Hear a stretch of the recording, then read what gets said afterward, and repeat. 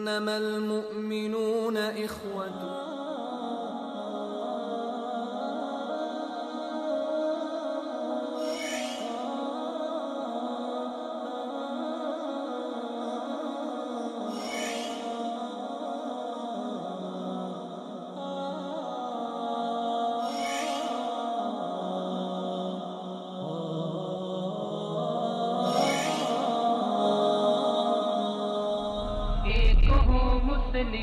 حرم کی پاسبانی کے لیے.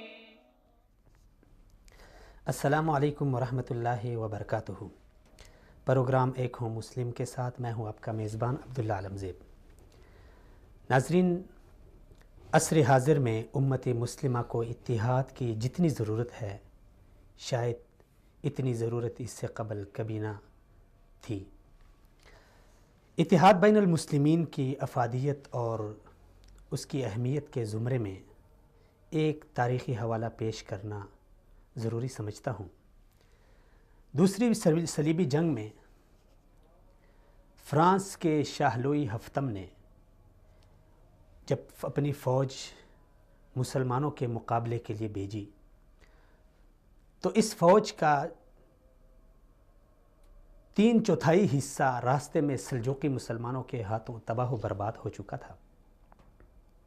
اور پھر اس کے بعد اس باقی ماندہ فوج نے دمشق کا محاصرہ کرنے کی ایک فاحش غلطی کی. ناظرین، یاد رہے کہ اس صلیبی یلغار کے دوران دمشق کی ریاست اپنے ارد گرد کے صلیبی ریاستوں کے حلیف تھی، جبکہ حلب کی مسلم ریاست اس کی حریف تھی.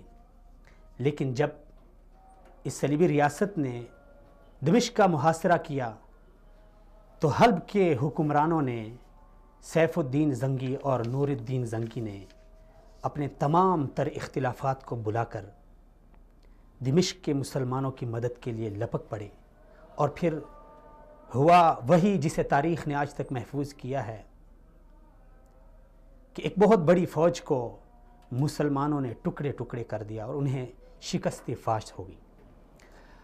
کہتے ہیں کہ تاریخ خود کو دہراتی ہے. آج اگر ہم حالات حاضرہ اور امت مسلمہ کا جائزہ لیں تو ہمیں یوں نظر آتا ہے کہ جس طرح صلیبی ریاست نے، صلیبی فوج نے دمشق کے مسلمانوں کا محاصرہ کیا تھا، آج بھی دشمنان اسلام نے ہر جگہ عالمی اسلام کا اس طرح محاصرہ کیا ہوا ہے.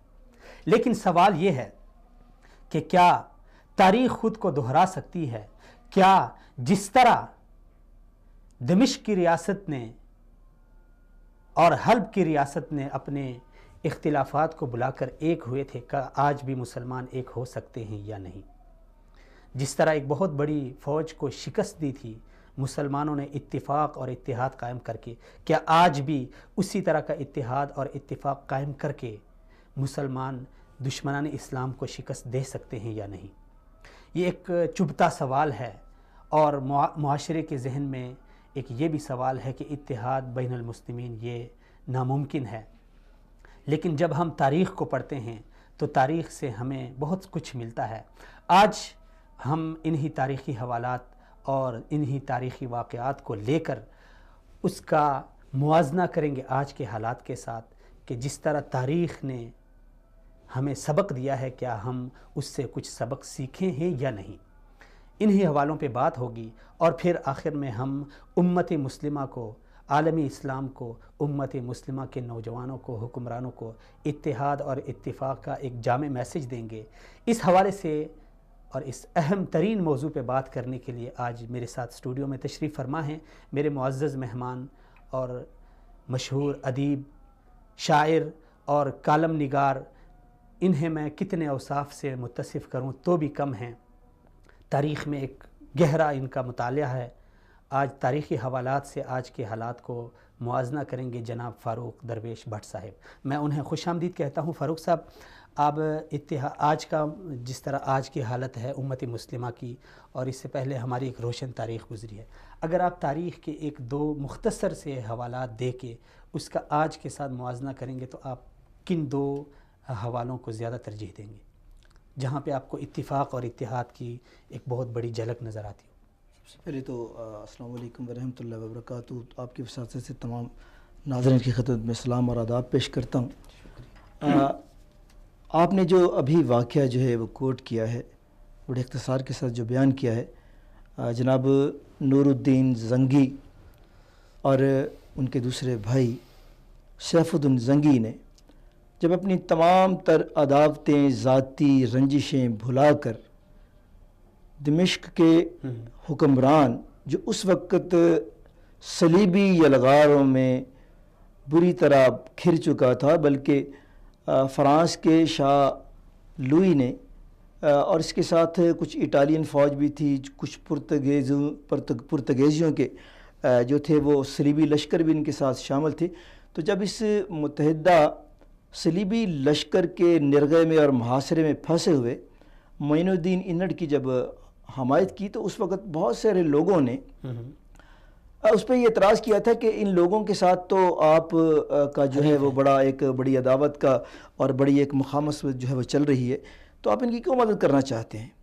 تو اس وقت نور الدین زنگی نے ایک تاریخی جو تھا وہ موقف اختیار کیا تھا.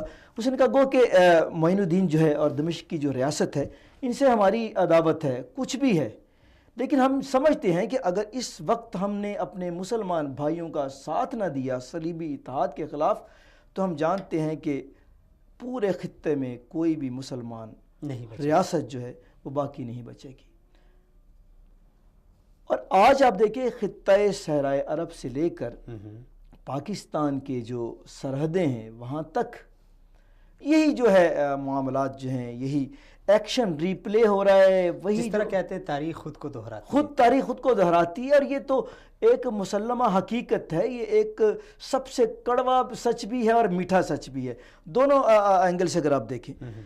تو آپ دیکھیں اس کے بعد جیسے آپ نے یہ واقعہ بیان کیا جناب نور الدین زنگی کا، تو اس کے مقابلے پر اگر میں دوسرا آپ کو واقعہ یاد دلاؤں کہ جب عباسیوں کا دور سمٹ رہا تھا، خلافت جب دام توڑ رہی تھی، تو وہیں سے بغداد سے ایک شیعہ وزیر جو تھا ایران کا، ابن القمی نے جب ہلاکو خان کو دعوت دی کہ یہ عباسیوں کے ساتھ، یہ عباسیوں کا وزیر تھا، اور بلکہ اس وقت خلیفہ جو عباسی خلیفہ تھا آخری، اس کا مستعصم باللہ، اس کا سب سے منظور نظر جو تھا وہ چہیتا وزیر تھا. اور اتفاق کی بات ہے کہ وہ مسلسل 1 برس تک اس کے ساتھ بیٹھا، اس کی مسند پر اس کے ساتھ براجما، مسلسل ہلاکو خان کو خطوط لکھتا رہا. لیکن خلیفہ اس تمام جو کچھ بھی اس کے ارد گرد ہو رہا تھا اس سے بالکل ٹوٹلی طور پر جو تھا وہ بے بہرا رہا. اور پھر کیا ہوا کہ جب ہلاکو آیا تو پھر نہ کوئی شیعہ سلامت رہا، نہ کوئی سنی سلامت رہا. ہاں لیکن یہ ضرور ہوا کہ اس کے بعد ہلاکو خان نے اس کے ساتھ جو دوسرا ایک عالم دین کہلانے والا جو ایک غدار ملت خواجہ طوسی اس کے ساتھ تھا. اس کو بعد میں بغداد یہ بھی ابن القمی کے ساتھ، یہ ابن القمی کا ساتھی تھا. اچھا یہ ان کو اس بغاوت پہ اور اس سازش پہ کس چیز نے ابھارا تھا؟ یہ بھی تو ایک اسباب و محرکات ہوتے ہیں نا. محرکات صرف یہی تھے کہ اس وقت جس وقت ہلاکو یورشیں کر رہا تھا اور اس کا جو ٹارگٹ تھا وہ عالم اسلام تھا، کیونکہ وہ افغانستان اور اس سے آگے جو ریاستیں ہیں، سوویت ریاستیں جو اس وقت کی تھی، ان تک پہنچنے کے لیے اس کے سامنے صرف ایک جو ریزسٹنس تھی، ایک جو مزاحمت اس کو نظر آتی تھی، وہ اس کو ایک خطہ عرب نظر آتا تھا، افغانستان نظر آتا تھا، کیونکہ یہاں پہ مسلمانوں کا اتحاد اور یگانگت جو تھی وہ بڑی مثالی تھی. اور لیکن اس وقت یہ ہمیں سب سے بڑا ہینڈی کیپ یہ تھا کہ اس سارے خطے میں ایران سے نکلنے والے جو عناصر تھے، جو مختلف دوسری ریاستوں کے لیے اپنی خدمات پیش کر رہے تھے، اور یہ اپنی چرب زبانیوں کی وجہ سے اور اپنی انہیں سازشیں بھی کہہ سکتے ہیں، مسلم امہ میں جو سازشیں شروع سے جو تھی وہ پنپ رہی تھیں، اور اس کی وجہ سے یہ لوگ جو تھے اکابرین ریاست کے بہت نزدیک ہو چلے تھے، اور ان کے قریب ہونے کے ساتھ ساتھ ان لوگوں نے مسلم امت میں شیعہ اور سنی کا جو تھا ایک تفرقہ اور تقسیم کرنے کے لیے جو مغرب کا ایک ہتھیار تھا اس کو استعمال کرنا شروع کیا تھا۔ اور اب دیکھیں بغداد ہو یا اس کے بعد قم ہو، مشہد ہو، جہاں پہ بھی مسلمانوں کو منگولوں کے ہاتھوں شکستیں ہوئیں، اس کا سب سے پہلا جو سبب تھا وہ یہی تھا کہ ہم شیعہ اکابرین جو ہیں وہ حق رکھتے ہیں، ان کو استحقاق حاصل ہے کہ وہ یہ وزارتیں لیں، دوسری طرف دوسرے لوگ جو وہ کہتے تھے کہ ہم سنی ہیں، یہ استحقاق رکھتے ہیں۔ لیکن پھر ہوا کیا کہ نہ شیعہ سلامت رہے نہ سنی سلامت رہے۔ یہاں پہ ایک سوال بنتا ہے کہ کہتے ہیں کہ گھر کو ہمیشہ گھر کے چراغ سے آگ لگتی ہے، اور یہ اس کی ایک مثال ہے۔ بالکل میں اس کی مثال ہے۔ آپ کیا سمجھتے ہیں کہ آج اگر کسی بھی آپ اسلامی ملک کو لے لیں، اس کے اندر ایک انتشار کا ایک ماحول ہے، انتشار کی ایک فضا ہے، تو اس میں بھی کیا گھر کے چراغ ہی ملوث ہیں، یا گھر کے چراغ سے یہ آگ جل رہی ہے، یا کیا؟ آپ انہیں گھر کے چراغ کہتے ہیں، میں انہیں اغیار کی کٹھ پتلیاں کہتا ہوں۔ آپ انہیں گھر کے چراغ کہتے ہیں، وہ گھر کے چراغ بھی ہیں، وہ گھر کے چراغ بھی ہیں، لیکن میری نظر میں وہ اغیار کی کٹھ پتلیاں ہیں۔ میں ہمیشہ اتحاد بین المسلمین کا علم بردار رہا ہوں۔ میری اول تا آخر جو سوچ ہے، میری فکر ہے، وہ صرف یہی ہے کہ جب تک عالم اسلام متحد ہے، صلیبی لشکر ہوں، طاغوتی طاقتیں ہوں، یہودی سازشیں ہوں، اگر ہم ان کے خلاف ایک ملت بن کر کھڑے ہیں، ایک امت بن کر کھڑے ہیں، کوئی طاقت دنیا کی جو ہے وہ ہمارا بال بھی کا نہیں کر سکتی، ہمیں کوئی نقصان نہیں پہنچا سکتی۔ لیکن جب اپنے ہی چراغ جو ہیں وہ جل کر اپنے ہی گھر کو آگ لگائیں، یا میری نظر میں، آپ کی نظر میں آپ اسے یوں قرار دیتے ہیں، میں تھوڑا سا کیونکہ سخت موقف رکھتا ہوں غدارین امت کے لیے، تو میں کہتا ہوں کہ جب اغیار کی کٹھ پتلیاں جو ہیں وہ اغیار کے اشاروں پر اتحاد عالم اسلام کو سبوتاژ کرنے کے لیے، اس کو نقصان پہنچانے کے لیے اپنی جو ہے وہ فرمودات جو ہیں، اپنے جو فلسفی جو ہے، اپنی منطقیں جو ہیں، اپنے جو دلائل جو ہیں، یا اپنی حکمت عملیاں جب لے کے آئیں گی، تو پھر میرے برادر حال وہی ہوگا جو سکوت بغداد میں ہوا، پھر حال وہی ہوگا جو آپ کا غرناطہ میں ہوا، پھر حال وہی ہوگا جب افغانستان میں جو ہے۔ مطلب یہ ہے، آپ کا مطلب یہ ہے کہ ابھی اتحاد بین المسلمین میں یہ عناصر رکاوٹ ہے؟ بے شک، آپ دیکھ لیجیے، میں نہیں کہہ رہا، یہ تو اس وقت آپ کا جو مغرب کا مفکر ہے، مغرب کا جو دانشور ہے، وہ بھی یہی کہہ رہا ہے، کیونکہ میرا موقف یہ ہے کہ آپ دیکھیں کہ جب ایران پر اسماعیل صفوی کی فکر نے اپنا جو تھا وہ شر پھیلانے کی کوشش کی، تو اس وقت جب یہ حکم دیا گیا، احکامات یہ صادر کیے گئے مسند شاہی سے کہ جناب جو شخص تبرہ نہیں کرے گا، جو امہات مومنین کے بارے میں دشنام درازی نہیں کرے گا، اس کو ایران سے نکال دیا جائے گا۔ یہ صفوی نے کہا؟ یہ صفوی نے، اسماعیل صفوی نے یہ جب یہ احکامات صادر کیے تو اس کو مزاحمت جہاں پر سنی علماء سے اور سنی عوام سے نے جب اس کے خلاف مزاحمت کی، تو ان مزاحمت کرنے والوں میں شیعہ حضرات جو تھے وہ بھی پیش تھے۔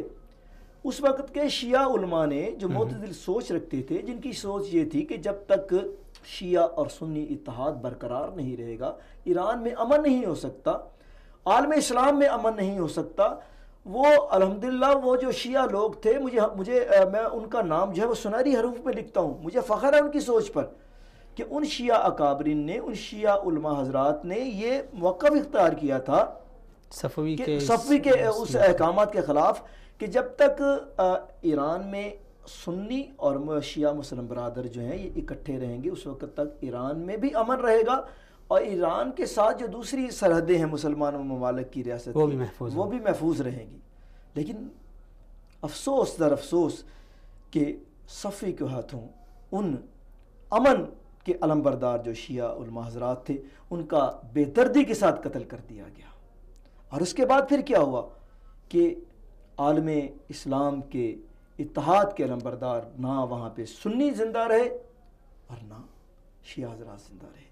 تو یہ بڑی تلخ سی چیزیں کا حقائق ہے جن کو ہم لوگ بھول چکے ہیں. چلیں یہ تو تاریخ ہو گئی ہے. اب کیا اس طرح ممکن ہے جس طرح عالمی اسلام کا ایک نقشہ ہمارے سامنے ہے، جس طرح نور الدین زنگی اور سیف الدین زنگی معین الدین کی مدد کے لیے پہنچے، کہ آج بھی ایسے ممکن ہے کہ عالمی اسلام ایک دوسرے کے لیے اسی طرح قربانیاں دے؟ بے شک. اپنے یعنی معمولی اختلافات جو تھوڑے بہت ہیں مذہبی مسلکی، اس کو پس آپ دیکھیں کہ بات کیا کہتے ہیں، خاص ہے ترکیب میں قوم رسول اللہ. تو کیوں ہے کہ ایک مسلمان کو بھارت میں بھارتی مسلمان ہو، وہ کشمیری مسلمان ہو، وہ فلسطینی مسلمان ہو، وہ عراقی مسلمان ہو، وہ مصری مسلمان ہو، یا وہ شام کا مسلمان ہو، جب کسی ایک مسلمان کو، یا حتیٰ کہ برما میں جو قتل ہونے والے اور مصائب کا شکار مسلمان ہے، کسی ایک مسلمان کو جب تکلیف پہنچتی ہے تو اس کی تکلیف جو ہے وہ ایک پاکستان کا مسلمان جیسے محسوس کرتا ہے، ویسے ہی ولندیزی ہالینڈ میں رہنے والا مسلمان بھی محسوس کرتا ہے. جو امریکہ میں مسلمان بس رہے ہیں وہ بھی اپنے پاکستانی، اپنے مصری، اپنے شامی، اپنے فلسطینی بھائی کی تکلیف کو محسوس کرتے ہیں. اس لیے کہ ہم پوری دنیا میں مسلمان کہیں بھی ہے، وہ بھارت میں ہے، وہ کشمیر میں ہے یا فلسطین میں ہے، وہ ایک امت ہے. وہ ایک امی کی، اپنے ایک امتی بھائی کی تکلیف جو ہے اس کے مصائب کو محسوس کرتا ہے. اسلام کا یہی تو ایک سب سے خوبصورت عنصر ہے نا، اسلام کا بینگ مسلم ہونا اور بینگ ایک امی بھائی، یعنی اس میں کوئی ذات، قومیت، لسانیت کچھ بھی نہیں ہے. آپ امریکی جو ہے، تو پھر کیا چیز رکاوٹ ہے اس کے بیچ میں؟ اس میں جو رکاوٹ ہے وہ یہی ہے کہ جو مغرب ہے، جو صلیبی قوتیں ہیں، جو یہودی قوتیں ہیں، جو یہودیوں کے غلام ہیں، وہ آپ انہیں آپ صلیبی قوتیں کہہ لیں، انہیں ہندوتوا کی قوتیں کہہ لیں، ان کی شروع سے ایک پالیسی رہی ہے.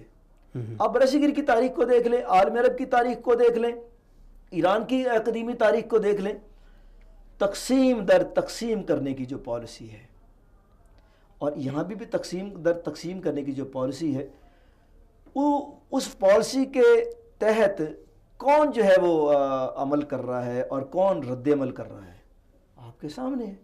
اس کے لیے مجھے بتانے کی ضرورت نہیں، آپ کو اسے ہائی لائٹ کرنے کی ضرورت نہیں. اس وقت اقوام عالم دیکھ رہی ہیں، عالم اسلام دیکھ رہا ہے کہ تقسیم در تقسیم کرنے کی جو مغربی پالیسیز تھی، جو نیٹو کی پالیسی، پہلے صلیبی جنگوں کے حوالوں سے اگر تاریخ کا جائزہ لیں تو اس وقت جو پالیسی تھی وہ بعد میں آ کر آپ کے داخل ہوتی کہاں پہ؟ بر صغیر میں. یہاں پہ مسلمانوں کو تقسیم در تقسیم کر دیا گیا، اور اس کے بعد انگریزوں نے یہاں پہ 90 سال وہ ہمیں تقسیم کرنے کی پالیسی بنا سکتے ہیں، تو کیا ہم متحد ہونے کے لیے کوئی اپنی پالیسی نہیں بنا سکتے؟ بالکل بنا سکتے ہیں. کیا ہونی چاہیے؟ اگر کوئی ایک مملکت، ایک ریاست اغیار کی کٹھ پتلی بن کر اپنی ایک مہم جوئی پہ نکلی ہے، وہ یہ سمجھتی کہ اس کی ریاستی بالادستی جو کا اور اس کی ریاستی جو مفادات کا جو ہے دار و مدار جو ہے اس کی اسی روش پہ ہے، تو باقی ہم جو ہیں آپ کی جناب والا سعودی عرب سے آپ شروع ہو جائیں، جتنی بھی امارات ہیں، ریاستیں ہیں، امارات کی ریاستیں ہیں، اس میں خلیج کی جتنی ریاستیں ہیں، اس میں کویت ہے، اور یہ وہ ریاستیں ہیں جو مالی اعتبار سے بڑی الحمدللہ اللہ تعالیٰ نے ان کو بہت ساری جو ہے وہ زر سے بھی نوازا ہے، دولتوں سے نوازا ہے، معدنیات سے نوازا ہے، بڑے وسائل ہیں ان لوگوں کے پاس. تو اگر یہ تہیہ کر لیں کہ یہ، اور اسی زمرے میں ایک جو اب بڑی خوشخبری ہم جسے سمجھتے ہیں کہ جناب جنرل رحیل شریف صاحب جو ہیں ان کو جو ہے وہ تعینات کیا جا رہا ہے، ایز اے ان کا جو ہے تقرر ہوا کہ as a chief of the multi جو کمانڈ ہوگی، اس میں تمام جتنے بھی خلیجی ممالک ہیں اور وہ پاکستان کی تمام افواج کے ایک علامتی نہیں بلکہ عملی طور پر جو ہے اس کی قیادت کریں گے. تو میں پچھلے 10 سال سے ایک بات لکھ رہا ہوں کہ یہ میرے تحت شعور میں، میرے شعور میں اور میرے وجدان میں ایک بات ہے، اور میرا یہ خواب ہے، صرف میرا خواب نہیں، یہ کروڑوں مسلمانوں کا خواب ہے کہ پاکستان جو ہے یہ عالم اسلام کی قیادت کرے گا انشاءاللہ. عالم اسلام کی قیادت کرے گا. سعودی عرب ہو، خلیج کی ریاستیں ہوں، کویت ہو، یا جتنے بھی دیگر ممالک ہیں اسلامی ممالک، اس کے ساتھ کھڑے ہوں گے. اور ہماری اس قیادت کرنے کے پیچھے یہ ہمارا کوئی خدا نہ خواستہ بالکل بھی جو ہے وہ مقصد نہیں ہے کہ ہم اس خطے میں جناب اپنی بالادستی قائم کریں. نہیں، ہم اسلام کی بالادستی قائم کرنا چاہتے ہیں. ہم امن کے لیے اسلام کی بالادستی قائم کرنا چاہتے ہیں. ہم یہ جانتے ہیں کہ جب تک ہم مضبوط نہیں ہوں گے ہم امن بھی قائم نہیں کر سکتے. اس لیے کہ جب تک ہم مضبوط نہیں ہوں گے ہم اینٹی اسلام دہشت گردوں کا جو مقابلہ نہیں کر سکتے. اسلامی اتحاد کی بات کی تو یہاں سے ایک سوال یہ بھی ہوتا ہے کہ جس طرح یہ اتحاد بنا، اس کا ہر مسلمان نے دلی طور پہ خیر مقدم کیا. بالکل. بعض عناصر ہیں جو نہ ہونے کے برابر ہیں، ان کو ہم معاشرے کا نمائندہ نہیں کہہ سکتے. آپ کیا سمجھتے ہیں کہ جس طرح یہ فوجی اتحاد بنا، اگر عالم اسلام اسی طرح اپنے اس اتحاد کو بڑھا کے تجارتی سطح پہ لے جائے، جس طرح دفاعی میں ابھی ہے تجارتی پہ لے جائے، پھر دوسرا جو ویزا پالیسی ہے، تیسری کرنسی کا جو ہے، یہ تمام چیزوں کو اگر لے لیں تو آپ کیا سمجھتے ہیں کہ جو نیٹو کی ایک فضا ہے اس کے متبادل ہم ابھر سکتے ہیں؟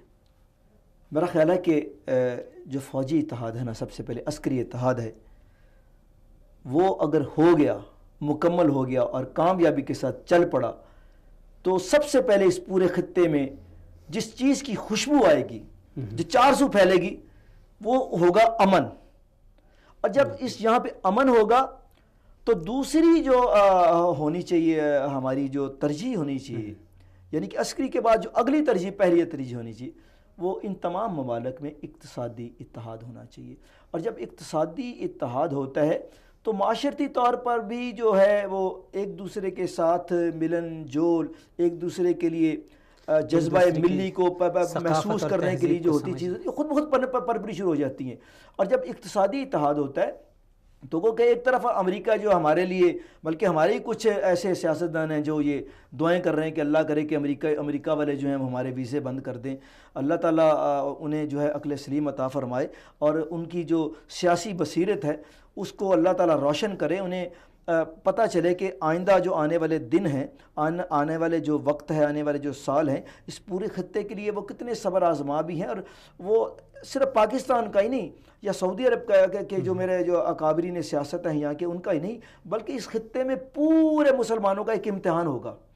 اور اس امتحان میں اگر ہم ایک دوسرے کے خلاف شورشیں کریں گے اور مہم جوئیاں شروع رکھیں گے تو اس کا نقصان جو ہے وہ صرف ایک مملکت کو نہیں ہوگا، تمام کو بھگتنا پڑے گا. اور اگر ہم عسکری اعتبار سے ہم متحد ہو گئے تو لازمی طور پر پھر یہاں پہ لوگوں کے دل میں اور اکابرین سیاست کے دل میں، اکابرین ریاست کے دل میں یہ پہلے بھی ہوگا، ان کے ذہن میں پہلے ہوگا کہ ہم لوگوں نے، ظاہر ہے کہ جن لوگوں نے یہ عسکری اتحاد کی بات کی ہے ان کے پاس اگلے پلان بھی ماشاءاللہ ہیں، الحمدللہ ہیں، مجھے پتہ ہے کہ وہ ہیں. تو جب یہ عسکری کے ساتھ ساتھ معاشی اتحاد ہوں گے، اقتصادی پالیسیاں ساتھ ساتھ چلیں گی، تو پھر کئی گوادر جیسے جو ہے پروجیکٹ یہاں پہ بھی تو ہو سکتے ہیں. اچھا، جو لوگ اس اتحاد کے یا اتحاد بین المسلمین کے خلاف شور مچا رہے ہیں، اس کی بنیادی وجہ کیا ہے؟ ان کی بنیادی وجہ یہی ہے کہ جو اصل مقتدر قوتیں، وہ مقتدر قوتیں وہ ان کو جو مغرب میں بیٹھ کر یا امریکہ میں بیٹھ کر یا یروشلم میں بیٹھ کر، تل ابیب میں بیٹھ کر یہ پالیسی بنا رہی ہیں. مختصر سی پالیسی ہے، ایک چھوٹی سی پالیسی ہے، تقسیم در تقسیم. اور جب کوئی چیز تقسیم ہوتی ہے تو اس قلم کو آپ توڑ دیں، یہ 2 ٹکڑے تو ہو جائے گی، لیکن اس کا یہ حصہ اس حصے کے ساتھ منقطع ہو جائے گا، دل سے جگر کا تعلق کٹ جائے گا. تو کیا ہوگا؟ نہ یہ ایسا کارآمد رہے گا، نہ یہ ایسا کارآمد رہے گا. تو ان لوگوں کی یہی پالیسی ہے. اس کے لیے انہوں نے خطۂ عرب کے عین بیچ میں جو ان کا ایک منبع شر تھا اس کو استعمال کیا جا رہا ہے. لیکن میری دعا یہی ہے کہ اللہ کرے کہ جو ان کے لیے استعمال ہونے والے لوگ ہیں، کاش کو اپنی ہی تاریخ پڑھ لیں، وہ یہ دیکھ لیں کہ کم اور مشہد میں جب ہلاکو اور منگولوں نے جب مہم جوئیاں کیں، اور اس کے ساتھ جتنی بھی ان کے بارڈر کے سرحدوں کے ساتھ سے جب مہم جوئیاں کی تھی، تو جو لوگ اس وقت متحد رہے وہ تو بچ گئے، اور جو متحد نہیں رہے ان کا حال کیا ہوا. اور ان میں جن لوگوں کا جو حال ہوا، اتفاق کی بات ہے کہ ان میں ان کا پیدا کیا گیا سب سے پہلا جو دہشت گرد گروپ تھا، حشاشین، وہی شکار ہوا کہ ہلاکو کی باقیات نے جب قلعہ حضرموت پہ حشاشین کن کا پیدا کرنا تھا؟ سب ساری دنیا جانتی ہے. اب گوگل پہ سرچ کر کے دیکھ لیں, آپ کو پتہ چلے گا وہ کہاں سے نکلا تھا, کہاں پہنچا تھا, اس کا مقصد کیا تھا. اور وہ اسلام میں, عالم اسلام میں پہلی دہشت گرد تنظیم تھی جنہوں نے خودکش حملے جو تھے شروع کیے تھے. اور ان کی انتہا, ان کا کلا کما اور ان کا اختتام, ان کی بربادی اور ان کو صفحہ ہستی سے کس نے مٹایا؟ جن لوگوں کو یہ سپورٹ کرتے تھے اور ان کو دعوت دیتے تھے کہ آپ یہاں پہ حملے کریں, منگولوں نے. ہلاکو نے اپنا ایک جنرل بھیجا اور اس نے حضرت موت کی ایسی اینٹ سے اینٹ بجائی کہ ایک سپاہی, ایک فدائی بھی جو تھا وہ سلامت نہیں رہا. ٹوٹل طور پر ہمیشہ کے لیے چراغ جو تھا اس کا ختم. یعنی ان کے لیے وہ استعمال ہوئے اور ان کے ہاتھوں مر گئے. ایگزیکٹ. یہ تو اللہ سبحانہ تعالیٰ کی قدرت ہے نا, کہ جو یہاں پہ شر پھیلانے والے یہ کر رہے ہوتے ہیں, لیکن وہ اوپر مالک کائنات جو بیٹھا ہے, آپ ہسٹری اٹھا کر دیکھ لیں کہ جن لوگوں کو, جن غداروں کو پالا گیا, ان کا جو صفایا کیا گیا وہ انسانوں نے نہیں پھر کیا. اوپر پھر قال اللہ کن فیکن, وہ اوپر وہ جو ذات مقتدر اعلیٰ بیٹھی, جو اصل مالک حقیقی نہیں, مقتدر اعلیٰ بھی تو وہی ہے نا. ہم اور آپ تو اس کے خلیفہ ہیں. مجھے ایک ترس سا آ گیا نا آپ کی اس بات پہ کہ ابھی پاکستان میں بھی ایسے عناصر بہت ہیں جو دیگر ممالک کے لیے کام کر رہے ہیں یا ان کے لیے استعمال ہو رہے ہیں. جی ہاں. تو کیا ان کا مستقبل بھی یہی ہوگا جو ان حشاشین کا تھا؟ سر مجھے بہت, آپ نے اس دن بھی ایک ذکر کیا تھا کہ جیسے کہ کوئٹہ میں میرے جو ہزارہ مسلمان بھائی ہیں, ان پہ جب حملے ہوتے ہیں, ان کی جب ہلاکتیں ہوتی ہیں, شہادت ہوتی ہیں لوگوں کی, تو میرا دل بہت جلتا ہے, روتا ہوں میں باخدا. اکثر ایسا ہوتا ہے کہ رات کو جب سین یہ چل رہے ہوتے ہیں تو میں رو رہا ہوتا ہوں. ان کی ہلاکتوں پہ روتا ہوں نا, تو ساتھ میں اتحاد عالم اسلام پہ روتا ہوں. لیکن پھر میں دیکھتا ہوں کہ یہ تاریخ ہے. آج سے اگر آپ صرف 30 سال پہلے چلے جائیں نا, تو آپ دیکھیں یہی جو ہزارہ قبائل تھے اور یہی جو بابا عبدالعلی مزاری جو تھا, یہ وہاں پہ طالبان لوگوں کو نہیں, صرف عام جو افغان لوگ تھے ان کی جسموں میں پٹرول بھر کے آگ لگا کے ڈیتھ ڈانس کرواتا تھا. تو اب تاریخ دیکھیں, اب اس میں گو کہ جو لوگ ان پہ حملہ کرتے ہیں میں اس کی شدید مذمت کرتا ہوں. یہ سب غلط ہے. قانون کو اپنے ہاتھ میں لینا یا انتقامی کارروائی کرنا جو ہے نا, اس سب سے بڑی جو ہے وہ غلط روش ہے. لیکن دیکھیں کہ وہ جو لوگ ہیں, اب ان کی باقیات بھی تو ہے نا, تو اس سے کیا ہوتا ہے, جو میں آپ کو جو میرا میسیج ہے وہ کیا ہے کہ نفرتیں جو ہیں یہ اگلی نسلوں تک جاتی ہیں. نسل در نسل جب نفرتیں جب جاتی ہے نا, تو اس کا نتیجہ پھر یہ نکلتا ہے. تو آج جو خلیجی ممالکوں کے ساتھ جو ممالک جو ہیں, کہیں یمن میں اور کہیں عراق میں, کہیں شام میں, جو اپنی یہ ساری جو سوچ ہے, اپنی فکر کو اپنا حق سمجھ کر اور اپنی ان مہم جوئیوں کو اپنا حق سمجھ کر جو تفرقہ بازی کی فضا پھیلا رہے ہیں, وہ تو جناب آپ کو پارا چنار میں بھی نظر آ رہی ہے. کیا آپ نے دیکھا نہیں کہ پارا چنار میں تہہ خانوں سے اسلحہ پکڑا گیا؟ آپ کو نہیں پتا کہ وہ جو تہہ خانوں سے اسلحہ پکڑا جا رہا ہے اس پہ سٹیمپس کہاں کی لگی ہوئی ہیں؟ وہ جو لوگ ہیں جو امام بارگاہیں ہیں, ان امام بارگاہوں کے تہہ خانوں میں جو اسلحہ جمع کیا جا رہا ہے, وہ کس کے لیے جمع کیا جا رہا ہے؟ اس کا نتیجہ کیا نکلے گا؟ ذرا اس کے بارے میں سوچئے. اور پھر دیکھیے کہ جو اگلی نسل کو جو نفرتیں جو ہیں وہ ٹرانسفر کی جا رہی ہیں, اس میں تمام جتنا بھی امن عامہ ہے یہ سارا جل کے راکھ ہو جائے گا, خاک سر ہو جائے گا, کچھ نہیں بچے گا. تو میں پھر ایسے عناصر کی خدمت میں جو ہے وہ التماس کرتا ہوں, اپیل ہے میری ان لوگوں سے کہ جو اتحاد عالم اسلام کو سبوتاج کرتے ہوئے یہ جو اپنی فکر پھیلا رہے ہیں کہ جناب یہ ایک پراکسی وار ہے, یہ پراکسی وار نہیں ہے. یہ اس پورے خطے میں امن کو قتل کرنے کی, امن کو آگ لگانے کی ایک سازش ہے. اور اللہ تعالیٰ حرمین شریفین کو, پاکستان کو اور اس پورے خطے کو, خطہ عرب کو اللہ تعالیٰ اس آگ سے محفوظ رکھے, اس امن دشمنی سے محفوظ رکھے, اس فکر سے محفوظ رکھے. چلیں ابھی کوئی میسیج آپ نے دے دیا, ایسے لوگوں کو تو آپ نے میسیج دے دیا کہ انہیں چاہیے کہ وہ عالمی اسلام کے اتحاد کو اور اس کی امن و سلامتی کو مد نظر رکھ کے ایسے کارروائیوں سے رک جائیں. ابھی عالمی اسلام کے اتحاد میں اگر آپ مسلم حکمرانوں کو کوئی میسیج دینا چاہیں؟ مسلمان حکمرانوں کے لیے میرا ایک ہی میسیج ہے. میں پاکستان کے حکمرانوں کو یہ کہنا چاہتا ہوں، ان سے میری درخواست ہے کہ ہم ایران کا دباؤ ہو یا دوسرے ممالک کا دباؤ ہو، ہم پہ صلیبی ممالک کا دباؤ ہو یا سامراجی ممالک کا دباؤ ہو، سب سے پہلے ہمیں یہ دیکھنا ہے کہ پاکستان کے مفادات میں کون سی پالیسی جو ہے وہ ہم نے بنانی ہے. ہم نے ایران کی ریاست کے مفادات کو مد نظر نہیں رکھنا، ایران کی خواہشات کو مد نظر نہیں رکھنا. ہم نے سب سے پہلے اپنا تحفظ کرنا ہے. ہم نے یہ دیکھنا ہے کہ پاکستان کی ریاست کے مفاد میں کون سی پالیسی ہے. گو کہ خواہ اس کا اگر ایران اس کا دشمن بھی ہے نا اس پالیسی کا، لیکن اگر ہم یہ سمجھتے ہیں کہ یہ پالیسی جو ہے یہ پاکستان کی ریاست، پاکستان کی سلامتی اور پاکستان کی عوام کے حق میں ہے، اس کے لیے بہتر ہے، اس کے مفاد میں ہے، تو ہمیں وہ پالیسی اپنانی ہے چاہے سارا زمانہ اس کا دشمن ہو.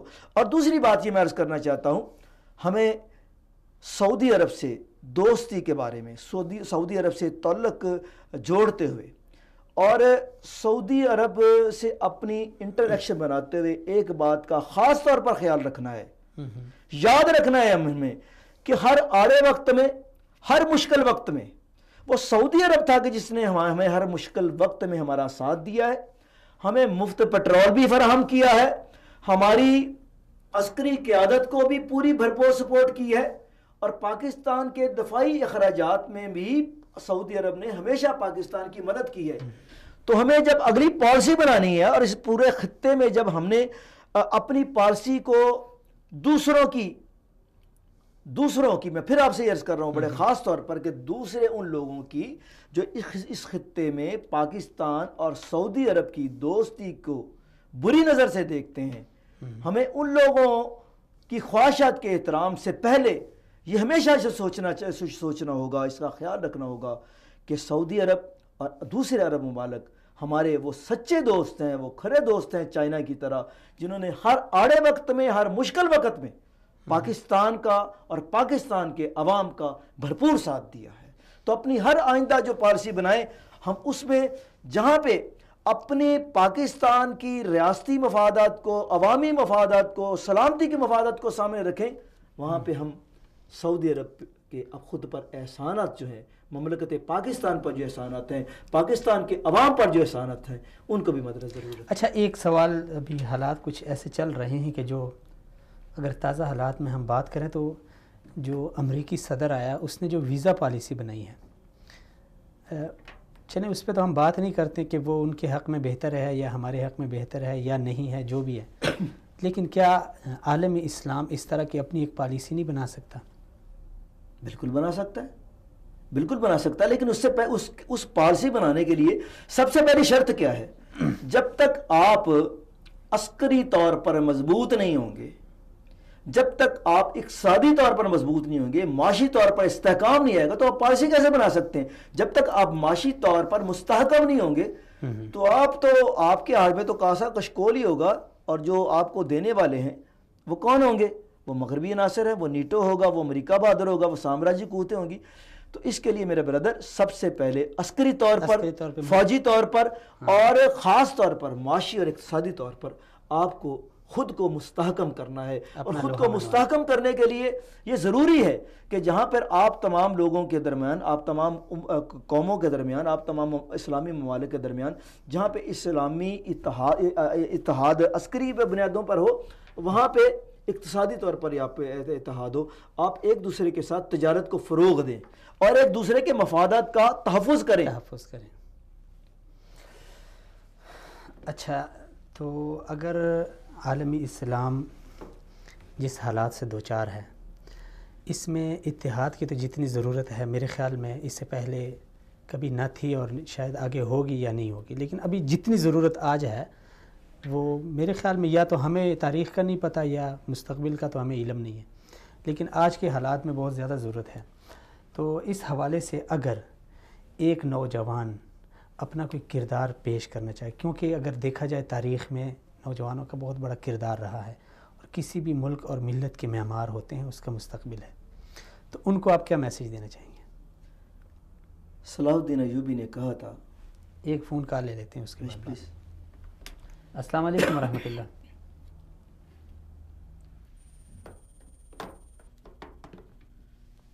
چلیں بات چل رہی ہے. صلاح الدین ایوبی نے کہا تھا کہ جو قوم جنسی اعتبار سے، جس قوم کے نوجوان جنسی اعتبار سے ڈیفالٹر ہو جائیں، شہوت پرستی ان کا زیور بن جائے، ان کی عدت بن جائے، ان کی عادت بن جائے، ان کی خصلت بن جائے، اور ان کو جنسیات کا نشہ لگا دیا جائے، وہ کسی طور بھی، کسی وقت بھی کسی کام کی نہیں رہتی.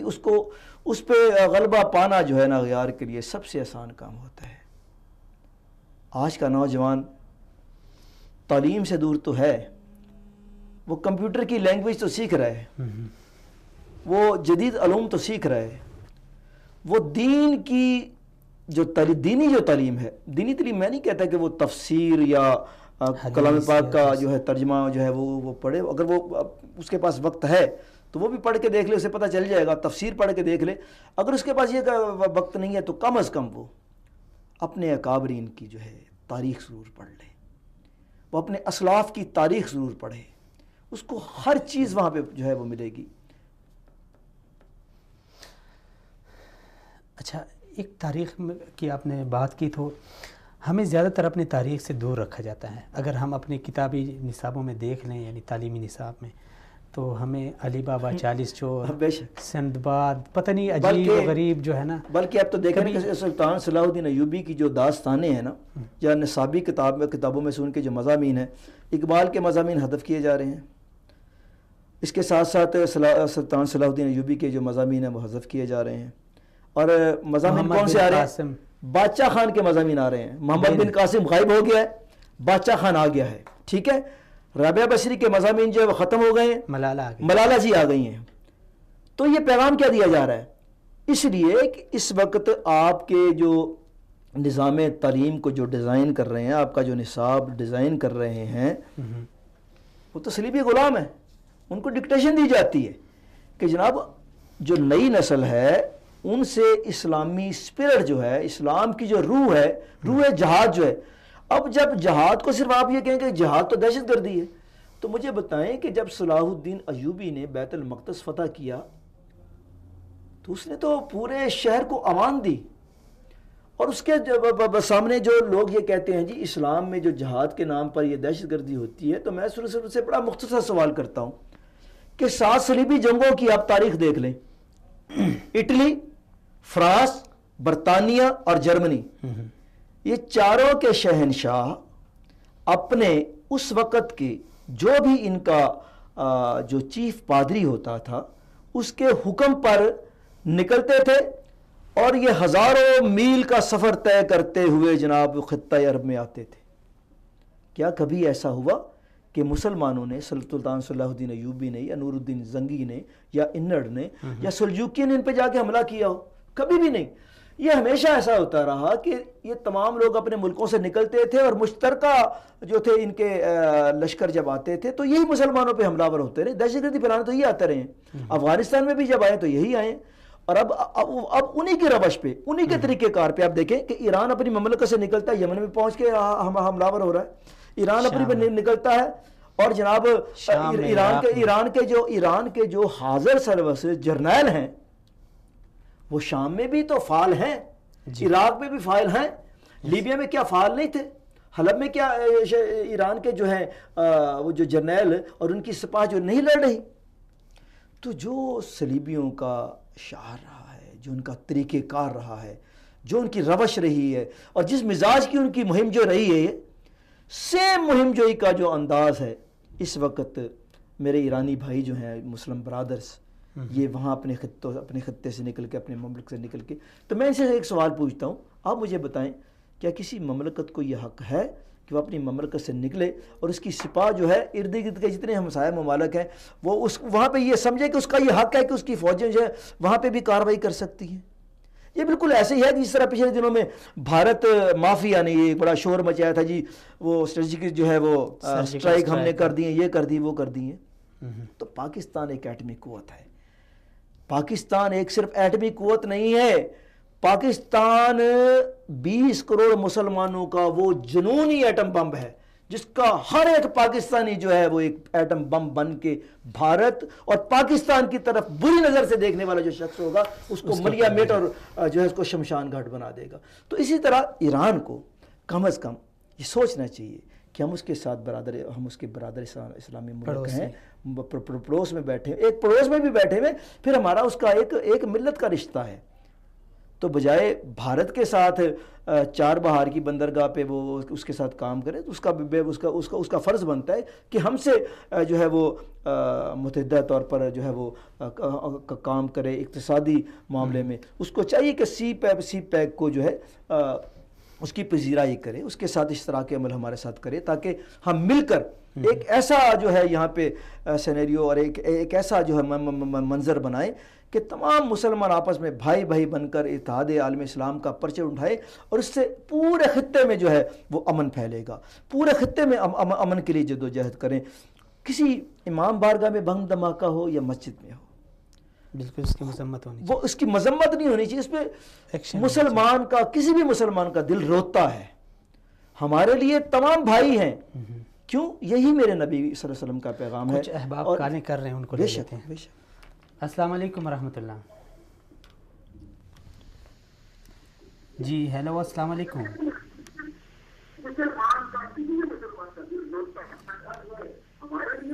ہلو. جی جی بھائی جان، کون کہاں سے بات کر رہے ہیں؟ ہلو. جی جی آواز آ رہی ہے آپ کی، آپ کون بات کر رہے ہیں؟ لائن کٹ گئی. ہاں لائن کٹ گئی ہے. ناظرین، جو احباب کال کرنا چاہتے ہیں، بہت سارے احباب نے کال کی ہے، لیکن ہم درویش صاحب کی باتوں میں اس قدر مگن ہو گئے کہ معذرت کے ساتھ اس طرف توجہ نہیں گئی.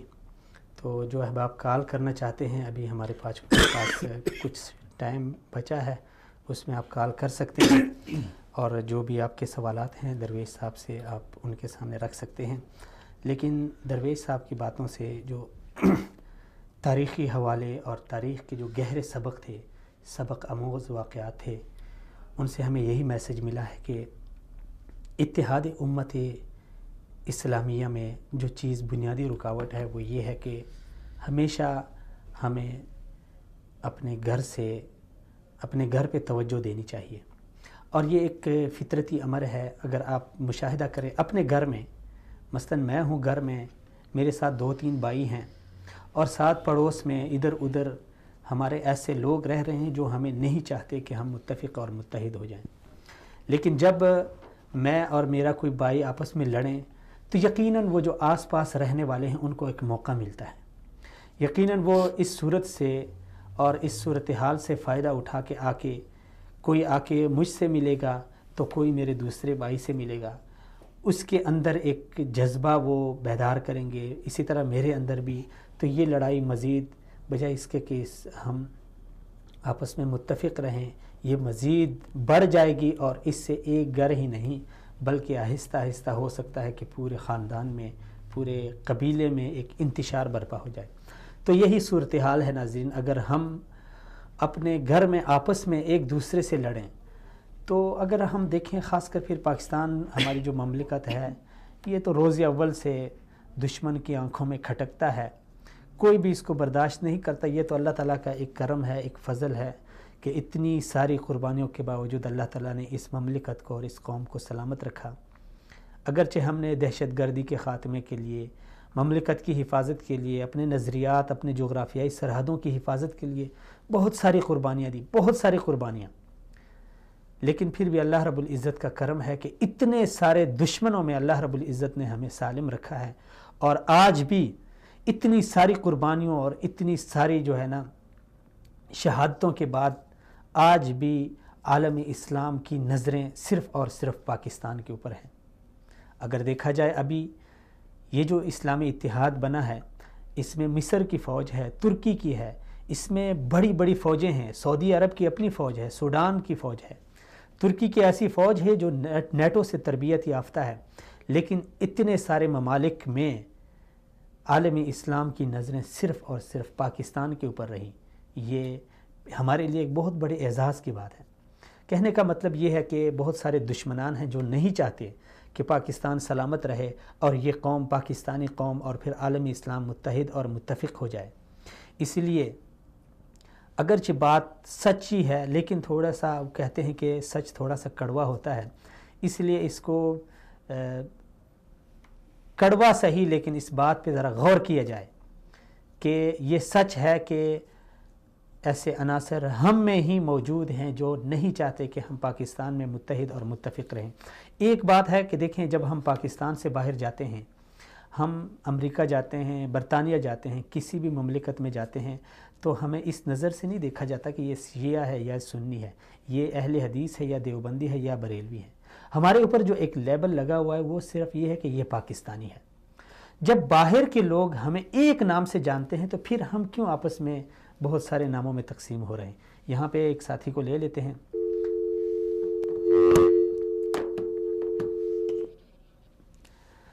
تو جب ناظرین باہر کی دنیا، جب ساری دنیا ہمیں ایک نام سے جانتی ہے تو پھر ہم نے اپنے مختلف نام کیوں رکھے ہیں؟ جب ہم سارے اس مملکت میں رہتے ہیں، اسی مملکت کے باسی ہیں، یہاں پہ ہمارا جینا ہے، یہاں پہ ہمارا مرنا ہے، تو پھر یہ ہمارا ایمانی تقاضا بھی ہے، اخلاقی تقاضا بھی ہے اور دینی تقاضا بھی ہے کہ ہم اس مملکت سے محبت کریں، اس کے دفاع کے لیے کسی بھی حد تک جائیں، اس کے دفاع میں اپنی توانائیاں صرف کریں، بجائے اس کے کہ ہم غیروں کے اعلی کار بنیں. کچھ ہی پیسوں کے لیے، دنیا کی کچھ دولت کے لیے ہم اپنا ضمیر بیچ دیں، ہم اپنی قوم کو داؤ پہ لگائیں، ہم اپنے خون کو بہائیں، ہم اپنی ملت کو تباہ کریں. یہ نہ تو کوئی غیرت مند شخص یہ حرکت کر سکتا ہے اور نہ ہی وہ شخص یہ حرکت کر سکتا ہے جس کے اندر تھوڑا سا اخلاقی اور انسانی جذبہ ہو. تو گزارش یہ ہے کہ ہماری پہچان سب سے پہلے ہم مسلمان ہیں. کوشش یہ ہونی چاہیے، بلکہ ضروری ہے کہ ہم مسلمان کی حیثیت سے ابھر کے سامنے آ جائیں. پھر بجائے اس کے کہ ہم مسلمانوں کے بیچ میں جتنے فرقے ہیں، جتنے مسالک ہیں، ہم اس سے اپنی شناخت کو ظاہر کریں، ہم ایک مسلمان کی حیثیت سے ابھر کے سامنے آئیں. اس وقت عالمی اسلام اور مسلمانوں کے اتنے سارے دشمن ہیں کہ اگر دیکھا جائے تو دل خون کے عنصر روتا ہے. کہیں پہ آپ مسلمان دیکھیں اس کو نشانہ بنایا جاتا ہے. لیکن ہم رسول اللہ صلی اللہ علیہ وسلم نے فرمایا تھا کہ ایک مسلمان کی مثال اپنے ایک دوسرے کے درد محسوس کرنے میں، ایک دوسرے کی تکلیف محسوس کرنے میں ایک جسد واحد، ایک جسم کی مانند ہے. جب ایک جسم میں ایک معمولی سی جگہ کو کوئی تکلیف پہنچتی ہے تو پورا جسم بےتاب ہو جاتا ہے. آج ہم دیکھیں ہمارے جسم کہیں پہ کٹ رہے ہیں، ہمارے بازو کہیں پہ کٹ رہے ہیں، ہماری ٹانگیں کہیں پہ کٹ رہی ہے، ہمارے کان کٹ رہے ہیں، ہمارے جسم کے ٹکڑے ٹکڑے ہو رہے ہیں، لیکن ہم درد بالکل محسوس نہیں کرتے. یہ بھی ایک سوچنے والی بات ہے کہ کیا وجہ ہے؟ کیا ہمارے اندر وہ ایمان نہیں ہے یا ہمارے اندر وہ احساس نہیں ہے یا رسول اللہ صلی اللہ علیہ وسلم نے جو امت کو جسد واحد کہا تھا ہم اس سے انحراف کر گئے ہیں؟ تو بہت ساری ایسی وجوہات ہیں جو ہمیں مجبور کرتی ہے. حالات کا تقاضا ہے جو ہمیں حالات کا یہ تقاضا ہے کہ ہم متفق ہو جائیں، متحد ہو جائیں، اپنے تمام تر اختلافات کو پس پشت ڈالیں. السلام علیکم ورحمۃ اللہ. وعلیکم السلام ورحمۃ اللہ. جی بھائی، کون کہاں سے بات کر رہے ہیں؟ جی میں بلال بات کر رہا ہوں لاہور سے. جی بلال بھائی فرمائیے، کیا کہنا چاہیں گے آپ؟ جی میرا سوال ہے، اگر آپ لائف چلا دیں. کن سے آپ کا سوال ہے؟ جی فاروق صاحب سے یا مجھ سے؟ جی میں بلال بات کر رہا ہوں لاہور سے. جی جی سوال، آپ اپنا سوال کریں. جی میرا یہ سوال ہے کہ پاکستان میں جو اس وقت علماء حکمت عملی اپنانی چاہیے. جی ان کا حقیقت چل رہی ہے پاکستان میں، ہاں کا کیا رول ہونا چاہیے؟ آپ کی آواز صاف نہیں آ رہی ہے. آپ ذرا اپنے جو آپ کے پاس ٹی وی چل رہا ہے اس کو آف کریں اور پھر جی آپ یہ کہنا چاہتے ہیں کہ علماء کرام کا کیا کردار ہونا چاہیے؟ جی جی چلیں جی آپ کے سوال کا ہم جواب دے دیتے ہیں، ٹھیک ہے. بہت شکریہ کال کرنے کا. السلام علیکم ورحمۃ اللہ.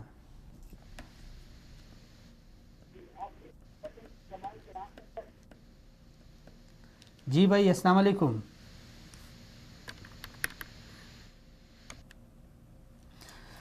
فاروق صاحب اس بارے آپ کیا کہیں گے؟ جو بھائی نے سوال کیا ہے کہ علماء کا کردار کیا ہونا چاہیے. میرا خیال ہے کہ جس دن ہماری قوم کے نہیں عالم اسلام کے علماء میں اتحاد ہو گیا، یگانگت ہو گئی، اور ان لوگوں نے اپنے اپنے مسالک کو بھول کر یہ دل میں تہیہ کر لیا اس بات کو اس روشنی کے پیغام کو پھیلانے کا کہ ہم سب ایک ہیں، ایک نبی کی امت ہیں، ایک اللہ سبحانہ و تعالیٰ کے ماننے والے ہیں، ایک ہماری کتاب ہے جو ہمارے لیے مشعل راہ ہے. اور یہ پیغام جب انہوں نے آفاقی طور پر پھیلانا شروع کر دیا نا تو ہمارے سارے دکھڑے جتنے بھی ہیں نا سارے ختم ہو جائیں گے. اور جب ایک کالی پگڑی والے کا پیغام اور ہوگا، سفید پگڑی والے کا اور، سبز والے کا اور، تو پھر بات نہیں بنے گی. ہلو جی السلام علیکم ورحمۃ اللہ. وعلیکم السلام، کیا حال ہے بھائی؟ الحمدللہ بھائی جان، کیسے ہیں آپ؟ خیریت سے؟ کون کہاں سے بات کر رہے ہیں؟ بالکل سعودیہ سے بات کر رہے ہیں بھائی جان. جی نام کیا ہے آپ کا؟ نام میرا بھائی رحیم داد ہے. رحیم داد. جی رحیم داد بھائی کیا کہنا چاہتے ہیں آج کے پروگرام کے حوالے سے، آج کے موضوع کے حوالے سے؟ بس یار آپ کا پروگرام بہت شوق سے سن رہے ہیں اور آپ قرآن اور حدیث سے بات کر رہے ہیں. بہت اس شکریہ. سے ہمارا بہت فخر ہے. بہت شکریہ، سلامت رہیں. بہت شکریہ کال کرنے کا، خوش رہیں. اور اس سے لوگوں کا اصلاح ہو جاتا ہے، لوگوں کا اصلاح. بہت شکریہ، بہت شکریہ، بہت نوازش آپ نے کال کی. السلام علیکم ورحمۃ اللہ. وعلیکم السلام. جی بھائی کون؟ الحمدللہ. کون کہاں سے بات کر رہے ہیں؟ خانزادہ سعودی عرب سے بات کر رہا ہوں. جی خانزادہ خان، کیا کہنا چاہتے ہیں آپ؟ یہ میں اگر بھائی سے بات کرا دیں تو جی سن رہے ہیں، وہ سن رہے ہیں، فاروق صاحب بات سن رہے ہیں، فرمائیے. جی اس کا پروگرام تو بہت اچھا ہے اور بھائی لوگ بات کرتے تاریخ پہ.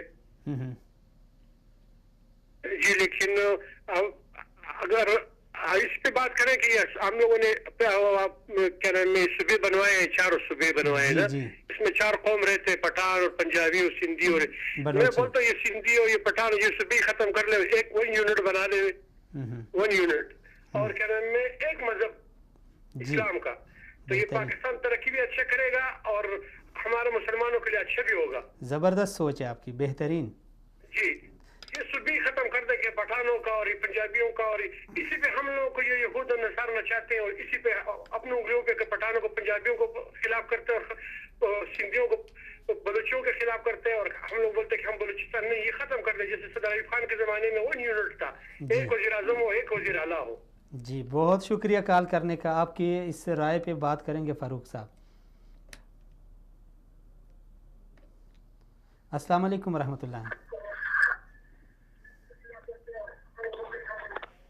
السلام علیکم. وعلیکم السلام ورحمۃ اللہ. جی بھائی کون کہاں سے؟ جی میں مراد علی بات کر رہا ہوں اپردیش رینگل سے. کہاں سے؟ اپردیش رینگل سے. کون بات کر رہے ہیں؟ نام کیا ہے آپ کا؟ مراد علی بات کر رہا ہوں سر. جی مراد بھائی کیا کہنا چاہتے ہیں آپ؟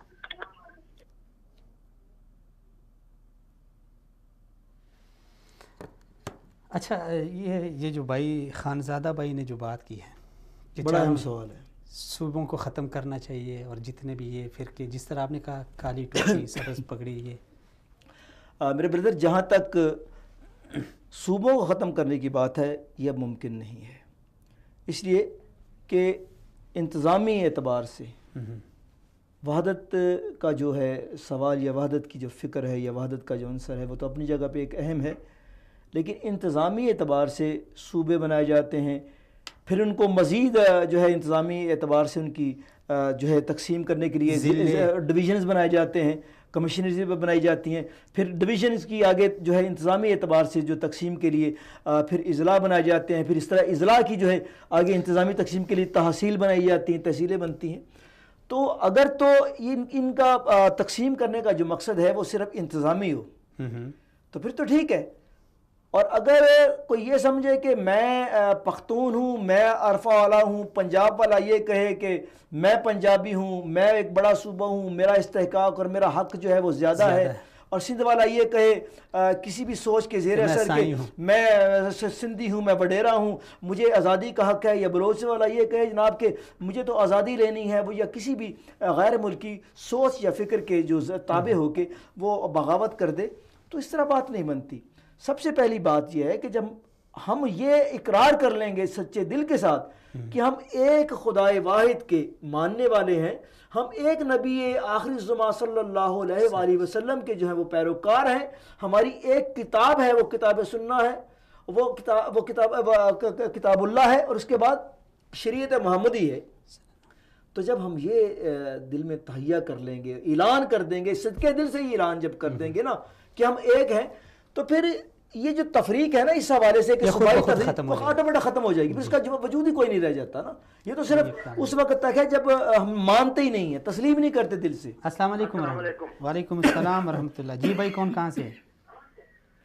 ذوالفقار زمان بول رہا ہوں جی، سعودی عرب سے۔ جی ذوالفقار بھائی کیا کہنا چاہیں گے آپ؟ جی میں گزارش کرتا ہوں جی کہ آپ کا پروگرام بہت اچھا ہے، اس میں علماء کرام کو آپ لائے کریں، مختلف مذہبی جماعتوں کے جو علماء کرام ہیں ان کو لائیں، اور خاص کر کے مسرور نواز جنگوی صاحب جو ہیں ان کو لائیں جی۔ بہت شکریہ، لائیں گے، ضرور لائیں گے جی۔ آج کے موضوع کے حوالے سے کیا کہنا چاہیں گے؟ جی میں ابھی ٹی وی آن کیا جی، موضوع تو آج میں نے نہیں سنا، پچھلی دفعہ میں نے کال کی تھی، لدھیانی صاحب آیا تھے نا، تو وہ میں نے اس وقت وہ جواب دیا تھا آپ کو، اسلامی آپ کا اتحاد میں شامل ہونے کا آپ نے پوچھا تھا، تو میں نے کہا کہ پاکستان کو لازم اس میں شامل ہونا چاہیے۔ چلیں ٹھیک ہے، بس اسی پہ اکتفا کر لیتے ہیں، آج ہمارے پاس تھوڑا سا پاکستان کو قیادت ملے گی تو بڑی بات ہوگی پاکستان کے لیے جی۔ ضرور انشاءاللہ اللہ ایسے ہی کرے گا۔ السلام علیکم ورحمۃ اللہ۔ وعلیکم السلام ورحمۃ اللہ وبرکاتہ۔ جی بھائی کون کہاں سے؟ جی میں ابو لقمان ایران چاوا سے۔ ہاں ابو لقمان صاحب کیسے ہیں آپ؟ خیریت سے ہیں؟ کیا کہنا چاہیں گے آج کے پروگرام کے حوالے سے؟ الحمدللہ رب العالمین۔ جیسا کہ فرما رہتے ہیں، جتنے بھی یہ مذاہب جو ہیں فرقے یعنی جو اسلام کے نام پہ بنے، ان کو صرف واحد نام جو مسلم نام ہے اس نام پہ جمع ہونا ہے، اور جو اسلام کا جو پرچم ہے اس کے نیچے ہونا چاہیے، باقی سب چیزوں کو چھوڑ دینا چاہیے، سب کو اللہ کے رضا کے لیے، کہ جیسا کہ یہ لوگ ٹی وی میں میڈیا میں دیکھتے ہیں کہ شام میں کیا حالت ہو۔